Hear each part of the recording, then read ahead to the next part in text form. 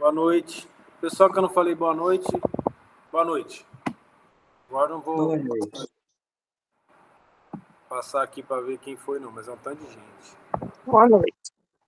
Boa noite. A Ana Paula tá falando, mas a gente não tá ouvindo ela. Eu vou pedir para a Amanda, você está me ouvindo, Amanda?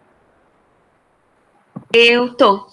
Você pode fazer a prece inicial agora e para terminar o outro, e no final a dona Ana Paula pode fazer a prece final? Viu? Ana, Paula, eu acho que a gente não está te ouvindo. Vamos testar o microfone para não ter problema no final?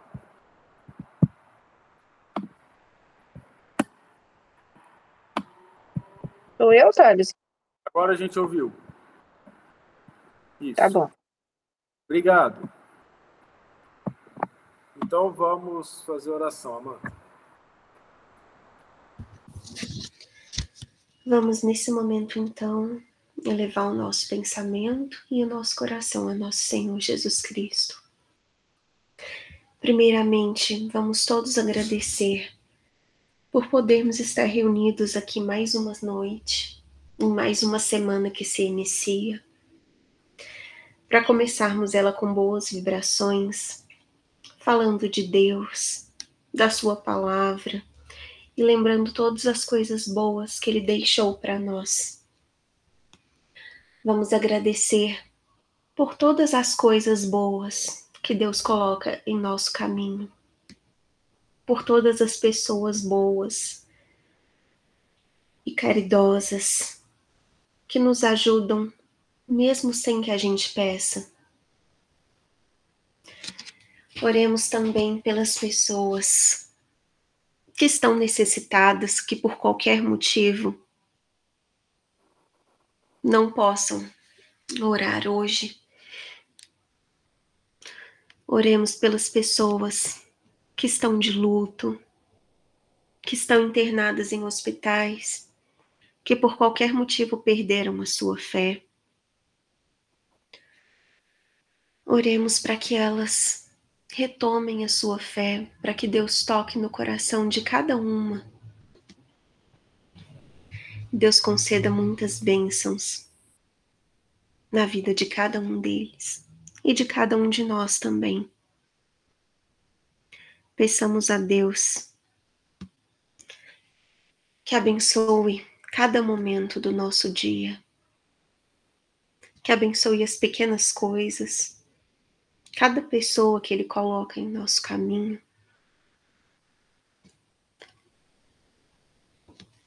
Peçamos pelos nossos irmãos, pelos nossos amigos, pela nossa família. Peçamos que Deus abençoe, ilumine o caminho de cada um deles e de cada um de nós também. Que assim seja. Que assim seja, Senhor. Obrigado, Amanda. Ana Paula. De nada. Quase terrível. Então nós paramos no capítulo 17 do Evangelho de João. De Lucas. O João foi cedo.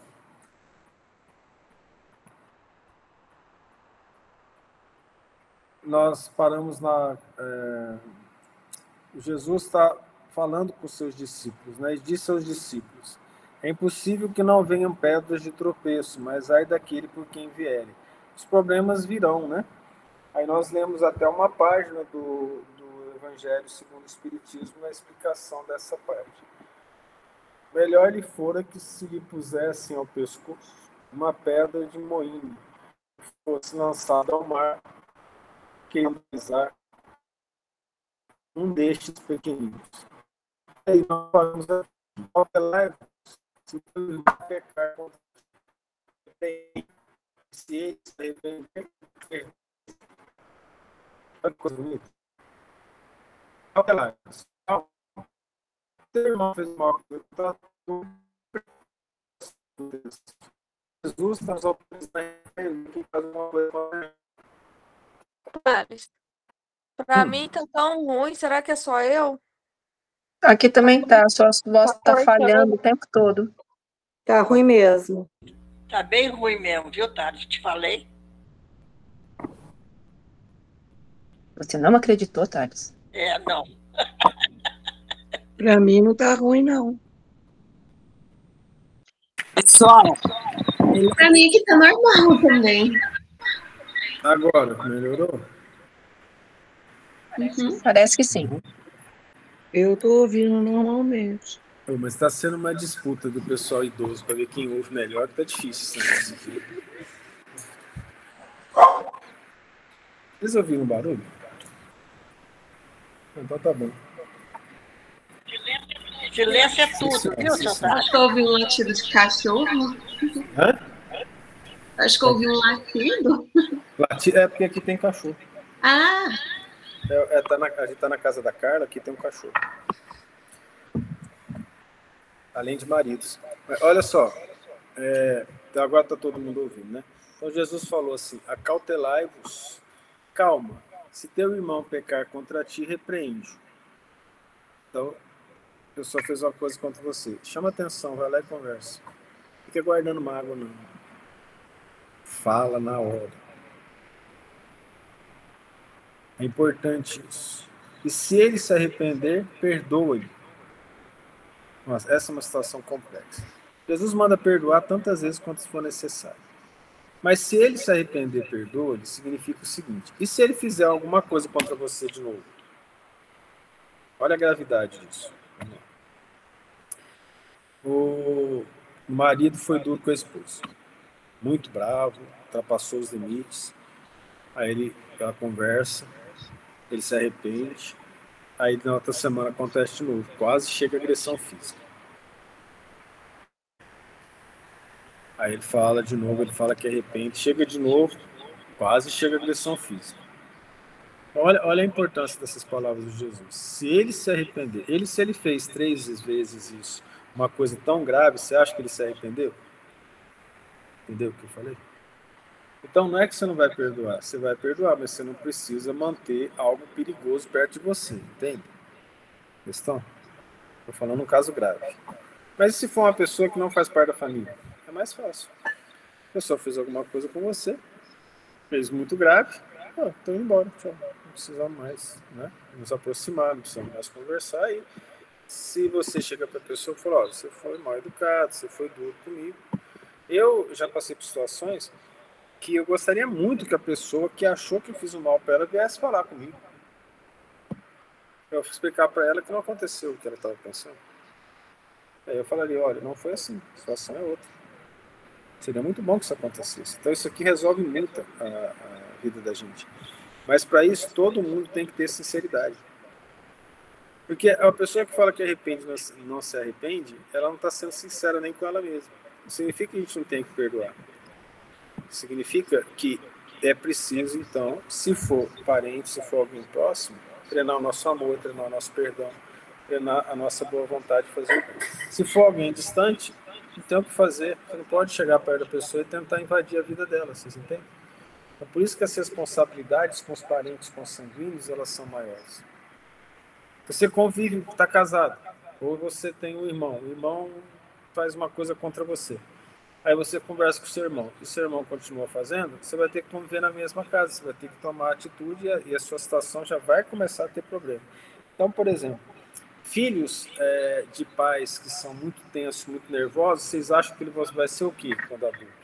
Calminho? Nervoso. Não é assim que funciona? Então, muitas vezes, esses pais, na verdade, estão gerando um prejuízo para o filho, porque vai ser psicoterapia para o resto da vida, talvez. Vocês entendem? Funciona assim. Se os pais não ligam para o filho, ele vai se sentir, vai crescer abandonado. Também não vai ter que ter terapia, senão não consegue ajudar. A maioria é assim.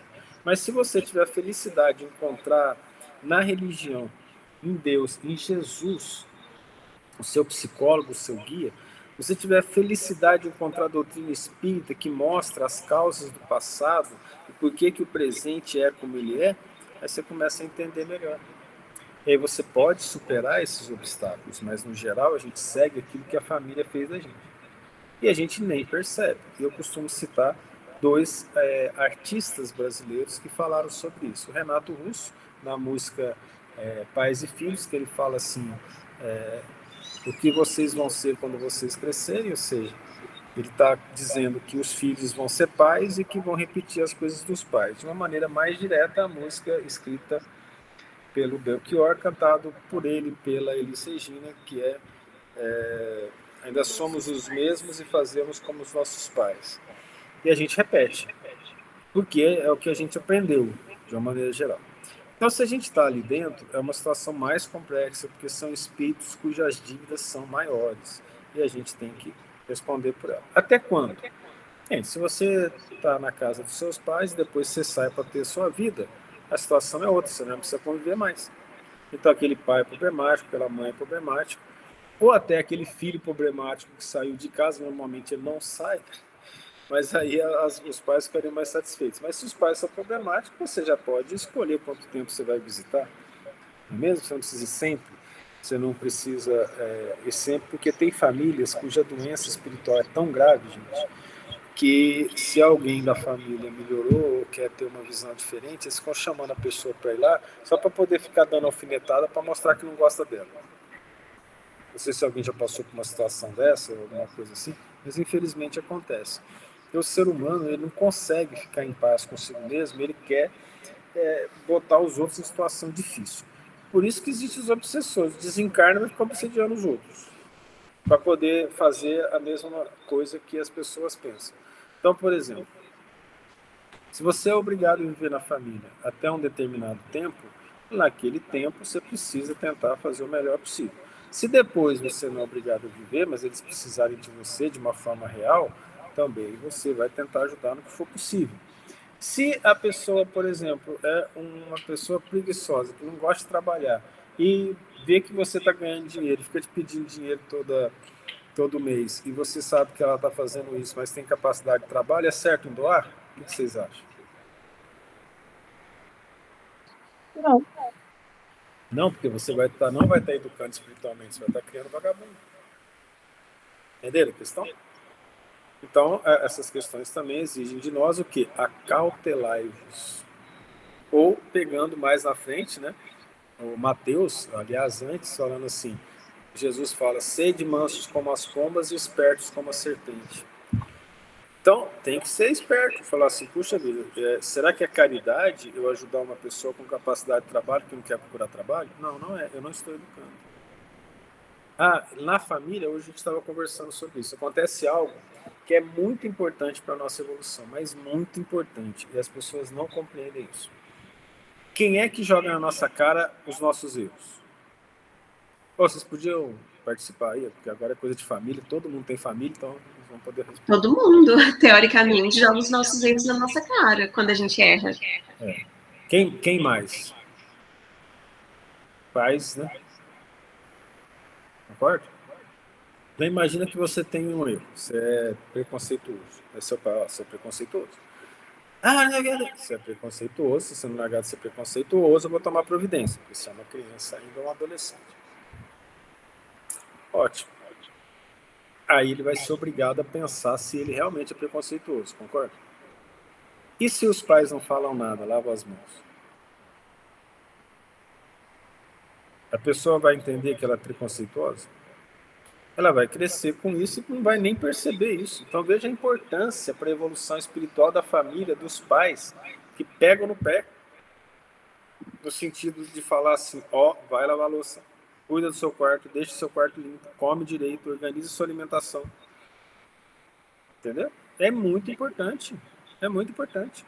Você tem que comer certo, você não pode comer errado. Você tem que estudar, você tem hora para estudar, vai estudar. Eu não cobro nota do meu filho. É errado, cobra sim. A não ser que não der problema, já tira a nota. Tem uns que são meio assim, tem uns toques com os filhos, né? No meu caso, eu ficava olhando meu filho tirar a nota. Né? Não ficava pedindo para ele estudar. Ele tirava a nota, comecei a achar que estava tirando nota demais e ia mudando de colégio. Por quê? Porque o pessoal começa a ver, nossa, que bom aluno, tira a nota boa. Aí eles começam a dar nota, já nem olha a redação, nem olha a prova direito, já sai dando nota. Eles vão mudar de colégio para ver se realmente o colégio está dando condições para poder gerar a melhor preparação possível. Mas aí eu sou um profissional do ensino, eu sabia fazer isso. Mas, de uma maneira geral, fica atento. Por quê? Mas, gente, estudar assim tem que obrigar? Se você ensina o indivíduo a estudar, você ensina o indivíduo a focar. Se você ensina a focar, você ensina a ler com atenção. Se você ensina a ler com atenção, quem sabe nós vamos ter alguns espíritas no futuro que vão ler os livros da codificação. Amém. E os outros livros do Chico, amém. Então, olha só que coisa interessante isso. É porque as pessoas não leem. Eu sou espírita. O que é espiritismo? Espiritismo é querer reencarnação. Os hindus também lá tem uma quantidade de casta absurda. Os budistas também acreditam em reencarnação. Eu acho que a gente reencarna em minhoca.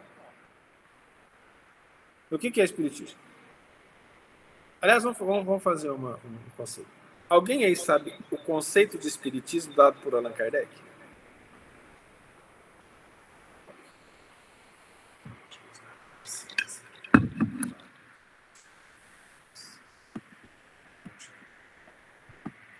Não sei. Obrigado, amigo. Meu irmão Manuel está falando em voz alta aqui, mas ele esqueceu a outra metade.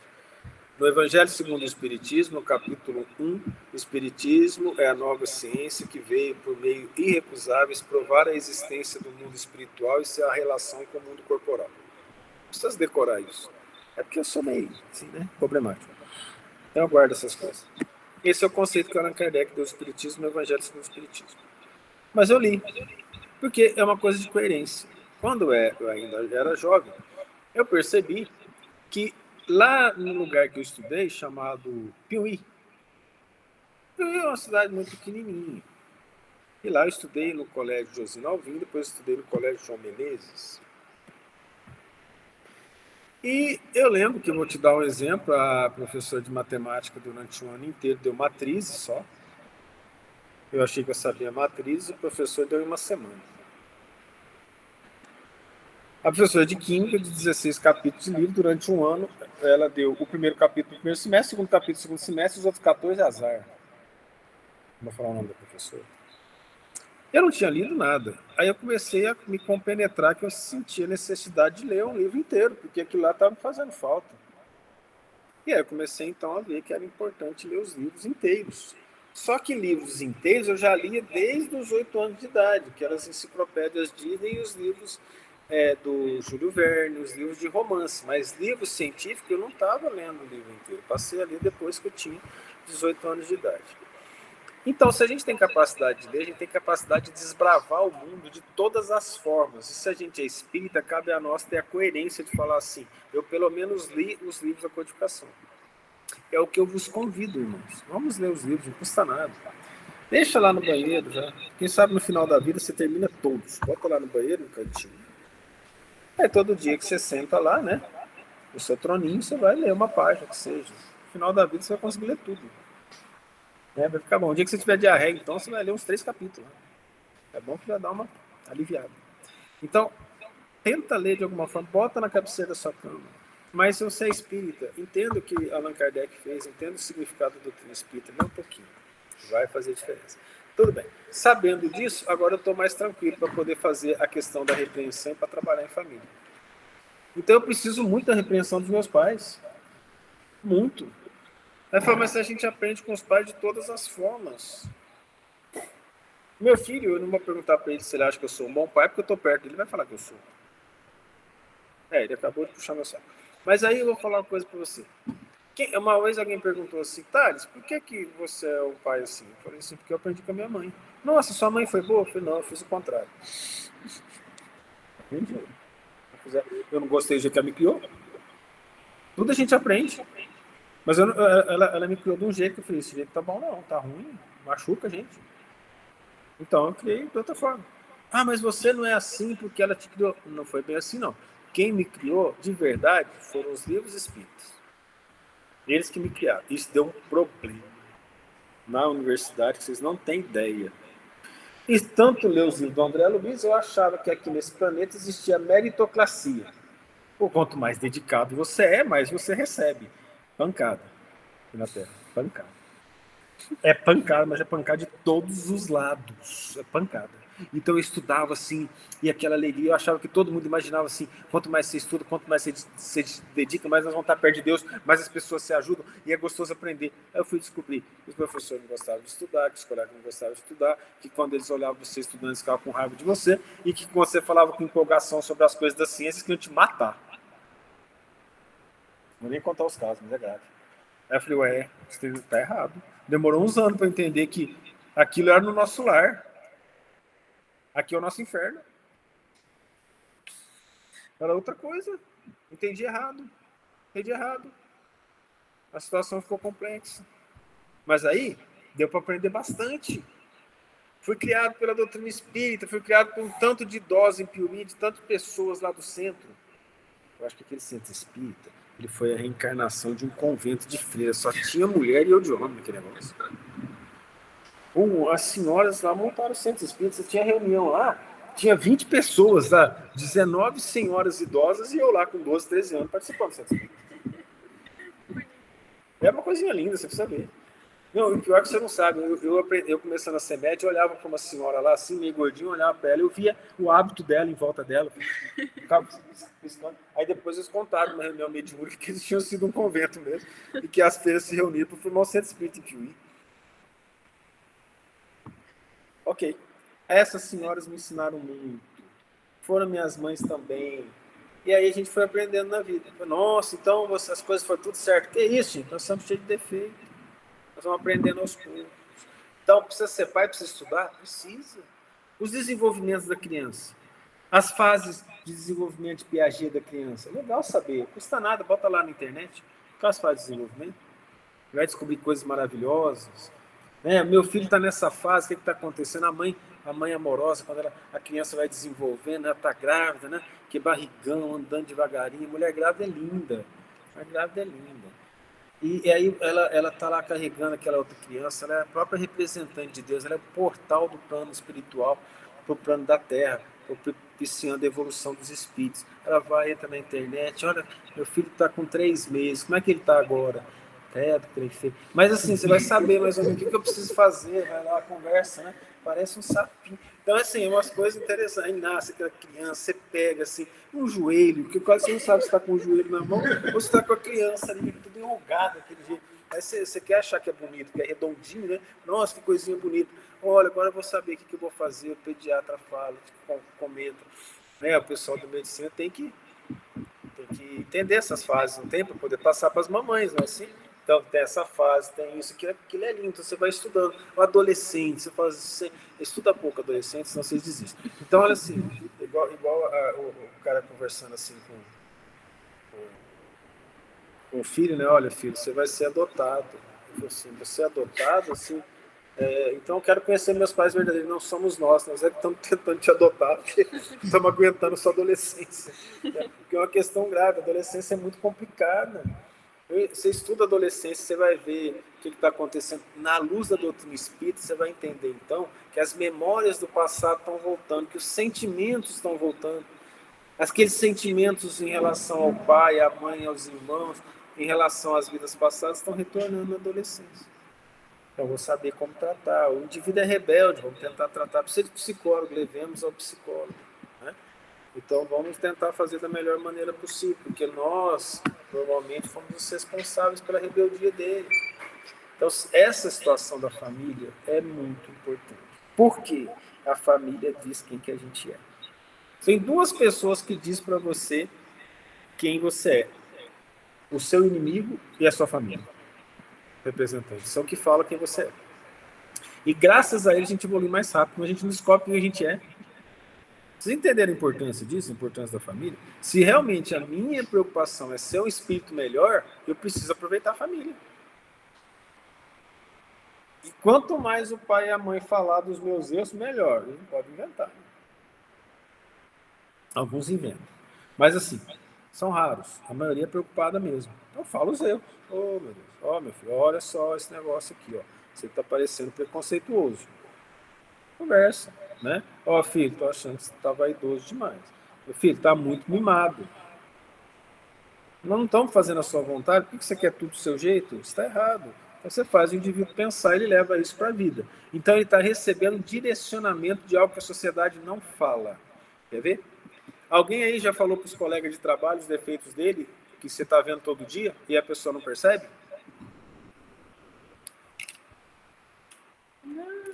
Não. Não, Não fala? porque senão ele briga comigo. Eles vão brigar com você. Então quem é que vai poder falar dos defeitos dele para eles? Os pais. Aí, se ele tem responsabilidade espiritual, o que ele vai fazer? Crescer. A mulher dele pode falar. Hã? A mulher dele também pode falar. Ela sabe. A mulher de quem? Da pessoa. A mulher da... Claro, é a família. Ué, você está considerado que esposo e esposa não são parentes? Não, você tá falando só de pai e mãe. Sim, eu estou falando pai e mãe de modo geral, considerando que a gente é filho. Mas evidentemente... Eu falo para os de fora, depois eu retendo. Gente, assim, as pessoas depois de uma certa idade, né, elas perdem a capacidade que o lobo frontal coordene as funções cerebrais. Não, mas eu falo mesmo, falo, ó, tá errado o que você está fazendo, eu não estou gostando disso, não. Depois eu arrependo, falo, o que eu tenho com isso, né? Não, mas é bom falar de vez em quando. Eu vou contar o caso, por exemplo, de uma avó que ela percebeu que o neto estava com problema respiratório, chegou para a médica e falou assim, olha, meu neto está com problema respiratório, não está conseguindo, está vermelho. Não, ele não tem nada, não.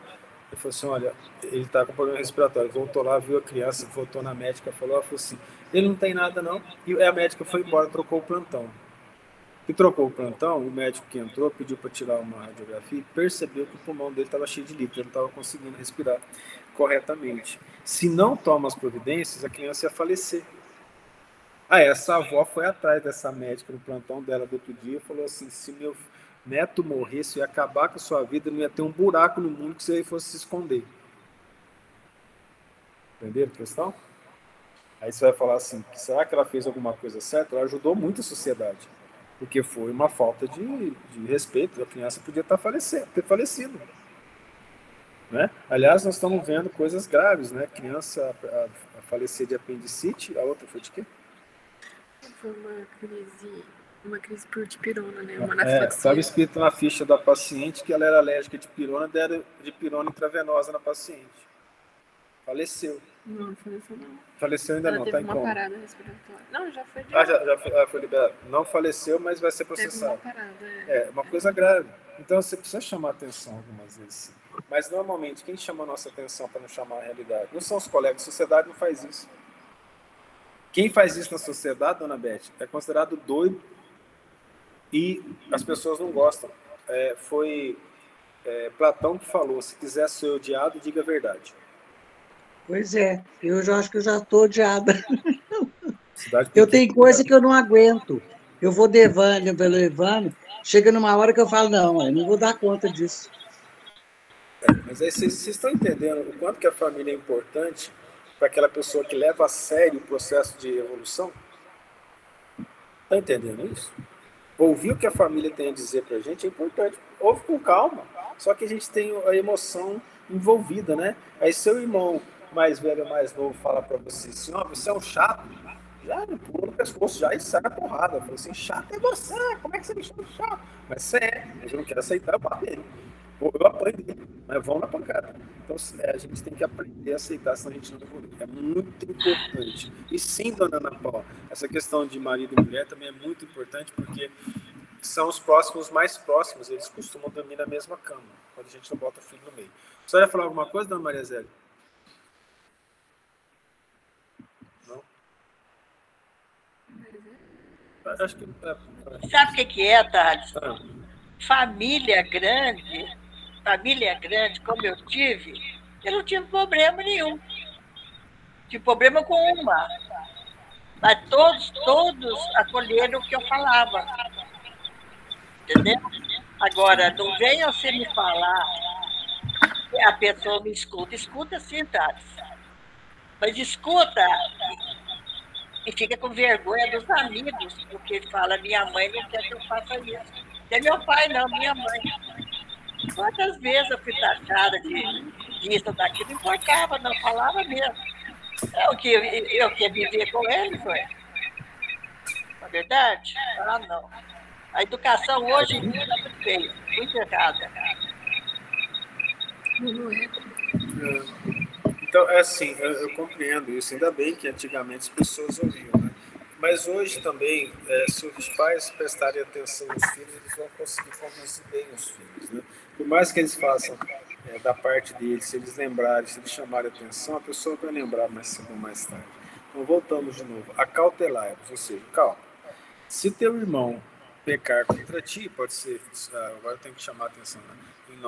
Em homenagem a Ana Paula, marido e esposa, filhos e Pra incluir, filhas, pode ficar irmãos e tranquilo. irmãs, pecar contra ti, repreende. E se ele se arrepender, perdoa-lhe. Porque existem situações complexas aí, não é? E se pecar contra ti 7 vezes no dia, 7 vezes no dia retornar a ti dizendo arrependo-me, perdoa-lhe. Ou seja, acredite sempre que a pessoa fala que arrependeu. Ah, mas ela não se arrependeu, fez de novo. Se for coisa grave, você vai ter que se afastar. Mas tenta acreditar sempre, tá? Sim, senhora, dona Ana Paula, pode falar. Já respondeu. Tá? Essa questão da gente perdoar sempre é importante, mesmo que a pessoa faça errado. Mas você precisa tomar cuidado. Se o que a pessoa está fazendo vai te colocar em perigo, você tem que afastar dela. Não tem outro jeito. Eu estava buscando interfúgio para me perdoar. Teve um caso, então vou contar o caso do Chico, né? Teve um mendigo que estava xingando o Chico todo dia. O Chico começou a contar os dias que ele xingava. Ele passava, o mendigo xingava. Passava, o mendigo xingava. Quando deu 490, ele falou assim, agora eu xingo de volta, porque Jesus falou para perdoar 70 vezes 7, 70 vezes 7, 490. No que o Chico foi xingar na 491, o Emmanuel falou assim, Chico, é 490 por dia. Mas já entenderam, né? É aquilo que Cristo está falando aqui, ó. Se num dia a pessoa pecar 7 vezes, você não vai contar 8 vezes, né? Mas se ela pecar quantas vezes for necessário, aceita o arrependimento dela. Mesmo você sabendo que é mentira, aceita. Fala também, fala, não estou acreditando muito não, mas tá bom, vou tentar perdoar. Porque o perdão verdadeiro, gente, ele requer esquecimento profundo. E isso é muito difícil. É muito complicado aqui na Terra. Exigir um perdão pleno na Terra é muito difícil, a ponto do Chico falar assim, só é realmente senhor de si aquele que perdoa verdadeiramente. É muito difícil. Porque lembra da questão do controle dos pensamentos? Então vamos todo mundo aqui fazer um exercício mental. A pessoa fez alguma coisa contra mim, tá? Todo mundo aqui do estudo. Ela fez alguma coisa contra mim. Tá bom, eu vou perdoar. Por quê? Porque o Cristo falou, porque a doutrina espírita falou, então agora eu vou perdoar. Aí eu perdoei. Aí você olha a pessoa. Fala pra mim se você perdoa mesmo. É difícil, olha pra pessoa.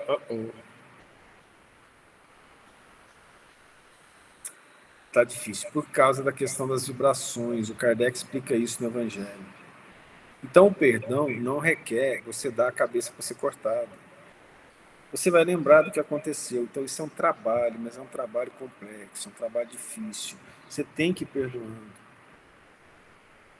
Tentando perdoar sempre. Nós vamos trabalhando para que no final dessa vida a gente consiga perdoar mais. Na próxima encarnação a gente perdoa até esquecer as ofensas e entender que nós seríamos capazes de fazer o mesmo ou já fizemos o mesmo. Por isso que nós precisamos perdoar sim. Quando a pessoa falar que se arrepende. Então vamos lá. Deus não faz isso? Quantas vezes nas encarnações nós falamos que nos arrependemos, fomos para o umbral, saímos do umbral, arrependemos no umbral, recebemos oração, fizemos planejamento, reencarnamos, erramos de novo, chegamos no umbral, arrependemos no umbral, voltamos para o plano superior, fez o planejamento, erramos de novo. Quantas vezes nós nos arrependemos que houver sinceridade no arrependimento, Deus nos dá outra chance sempre.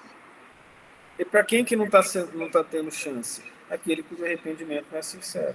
Lembra que o André Luiz ficou 8 anos no umbral e só foi ajudado depois que o arrependimento dele foi sincero, que a prece dele foi sincera? E tocou o coração a ponto de dar condições que ele enxergasse os espíritos superiores? Então vamos lá. É fácil? Não é fácil. Precisa ser feito mais cedo ou mais tarde, sim, senão a gente não evolui.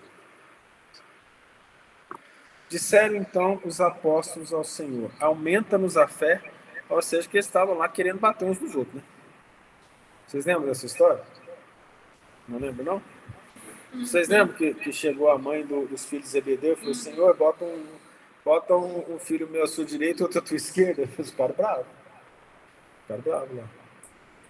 Então, e outra, quando a gente vai ler o livro do Neio Lúcio, Jesus no Lar, lá tem um tanto de contenda. Tem o Pedro lá contando a história que o Pedro xingou o primo, xingou o tio, xingou os outros lá tudo e falou, botei cada um no seu lugar, falou pro Cristo, falou, Pedro. Foi, conversou, falou da importância da família. Não, ali a coisa estava feita. Então, eles olharam e falaram assim, meu Deus do céu, não estamos conseguindo perdoar. Senhor, aumenta a nossa fé para perdoar. E disse o Senhor, se tivesses fé como um grão de mostarda, dirias a esta amoreira, desarraigai-te daqui e planta-te no mar e vos obedeceria. O semelhante a essa, diga esse monte, passa de aqui para colar e nada mais será impossível. Aí nós vamos pegar lá no Evangelho segundo o Espiritismo e vamos aprender o Espírito falando, mais pesado que as maiores montanhas da terra são as iniquidades no coração do homem. Então nós vamos entender que o Cristo falou dos pecados, dos erros, das iniquidades, das culpas.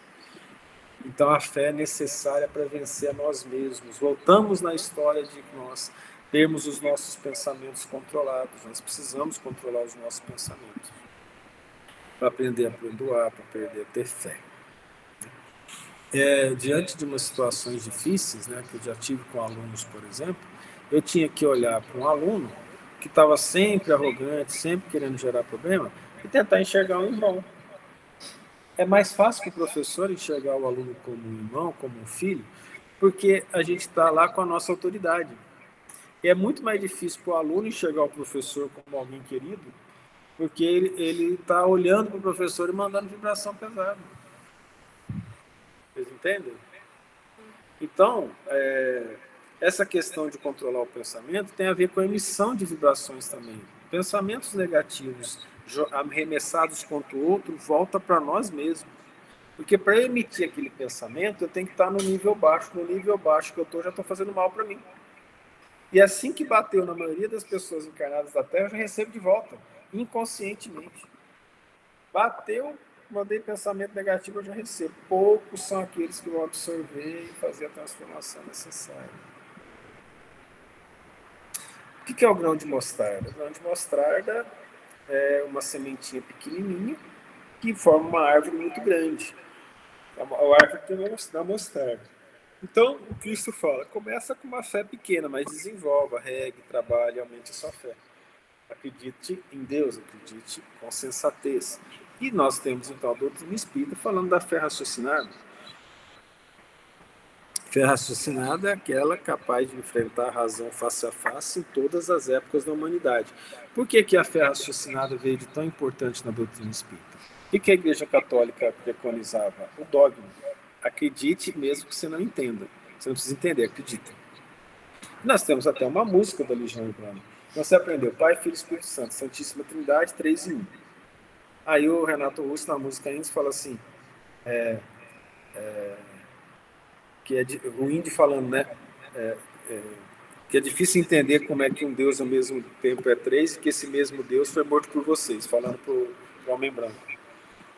Então, como é que vocês têm um Deus que são 3, na verdade? E como que vocês chamaram de Deus, que é Deus, Jesus, Espírito Santo, e você matou Jesus e chama de Deus? Como é que você mata o próprio Deus? Olha que interessante a música, chamando atenção para isso, né? Essa situação toda.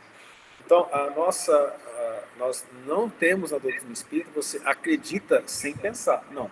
Se você tem a fé, entenda por quê. Por que eu tenho que aceitar minha mãe difícil, meu pai difícil, uma família difícil? Porque eu fiz errado no passado. Tudo que eu estou passando agora, eu acredito que a vontade de Deus é soberana e nada está acontecendo por acaso. Nada está acontecendo por acaso. Ontem, numa conversa, eu falei para pessoas não espíritas assim. A mulher queria separar do marido.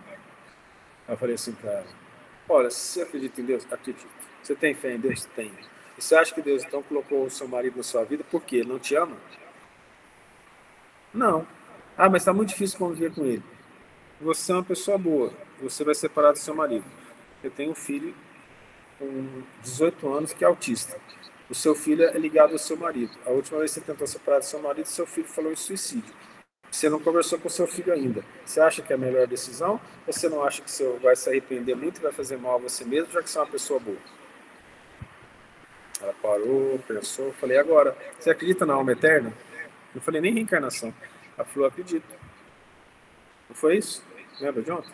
Mais ou menos isso, né? Acredito na alma eterna. Eu falei, então, imagina você lá no céu vendo seu marido sofrendo no inferno, porque você deixou o seu marido e não ajudou a alma dele a se arrepender e a chegar no céu. Imagina que alegria você olhando o marido e falando assim, nossa, ele não está aqui por minha casa, como eu sou feliz aqui no céu. Ou seja, é algo complexo. Se a gente usar o raciocínio para chamar a atenção das pessoas, olha o quanto que a fé raciocinada é importante. Então eu fui e apresentei para eles a ideia de reencarnação. Perguntando, lembra? Vocês acreditam que Deus fez o homem das cavernas? Fez. Então eles estão no céu ou no inferno? Todo mundo que veio antes de Jesus está no limbo? Sócrates veio antes de Jesus, e os profetas que vieram antes de Jesus, né? Eu não falei dos profetas, devia ter falado, né? Eles vieram antes de Jesus, está tudo no limbo? Eles não foram para o céu, não? Moisés deve estar no limbo. E outra, a coisa interessante que a gente falou hoje cedo, o povo de Deus, que é o povo de Israel, matou o seu Deus, matou o Messias que eles estavam esperando. O povo de Deus matou Deus. Veja que interessante, a fé raciocinada nos faz pensar nas coisas e tomar decisões mais claras sobre o nosso futuro. Se vocês me permitirem, eu vou voltar nessas 6 aqui, pode? Pode. A semana que vem? Porque aí na 6 a gente volta a falar da fé. Tudo bem? Uhum. Já acabou? Já acabou. Aí agora nós vamos fazer a oração final que a Ana Paula vai fazer para nós. Certo?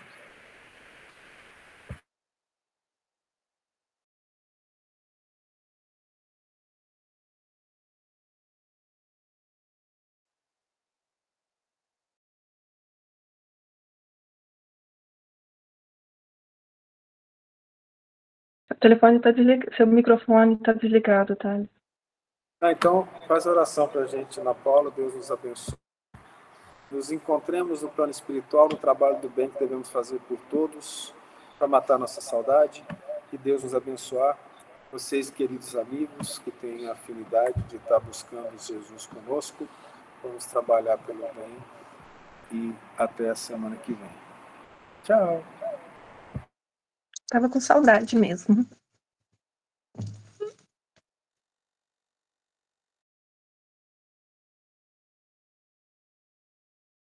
E nesse momento, onde assim unidos nos encontramos, pelos nossos pensamentos, pelas nossas vibrações, porque onde estão os nossos pensamentos, estão os nossos corações. E com os nossos corações abertos nesse momento, na tua presença, mestre amado, nós te agradecemos por todas as oportunidades. Te agradecemos por estarmos aqui reunidos em teu nome, na tua presença. Agradecemos pela oportunidade do estudo através das equipes espirituais, dos irmãos aqui presentes, que nos possibilitam o trabalho, o entendimento, a doação, que nos amparam, que nos sustentam, que nos fortalecem nos momentos de dificuldade. Te agradecemos por toda a assistência que nos concede. Somos eternamente gratos, Senhor, pelo teu amor, pelo teu exemplo que solidifica suas palavras em nossos corações.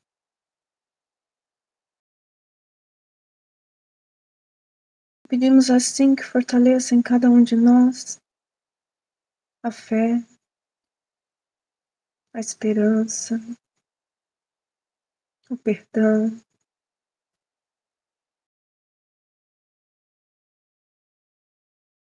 dando-nos o entendimento necessário das nossas limitações, das nossas imperfeições, das fraquezas que ainda trazemos em nossos corações,